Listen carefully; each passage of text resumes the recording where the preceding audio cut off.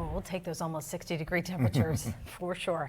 All right, today, Democratic lawmakers in the Pennsylvania House and Senate held a joint hearing to discuss OSHA protections for public sector workers in the Commonwealth. Currently, protections under the Federal Occupational Safety and Health Act only apply to private sector workers and federal government employees. Erie News Now state capitol correspondent Brendan Scanlon joins us live with more and the very latest. Good evening, Brendan.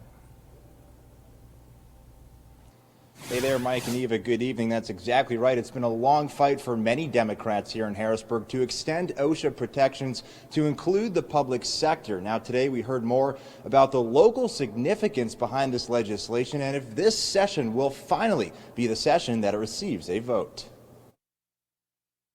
They inadvertently gave him the wrong equipment to use.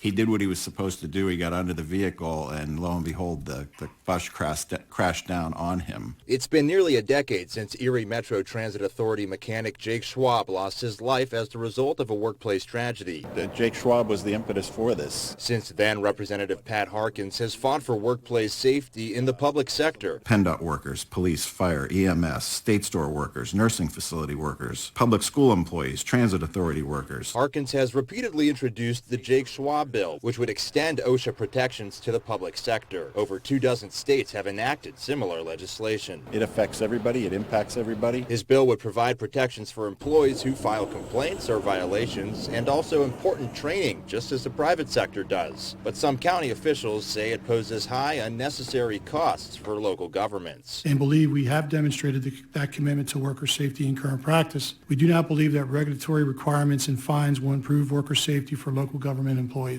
The fact of the matter is they don't have that data. Representative Ryan Bizzarro says additional costs would only result from major safety violations or accidents. So if people are doing what they need to be doing and they're getting the proper training and they're offering those protections to those workers, then there's going to be no harm, no foul. In previous sessions, the legislation was stalled in committee, but with Democrats now in control of the House, Bizzarro and Harkins are optimistic this time around. So we're committed to getting bills like this, these no-brainer bills, out of committee into the floor. It's a bipartisan issue. I've worked with many Republicans. The votes are there. I know they're there.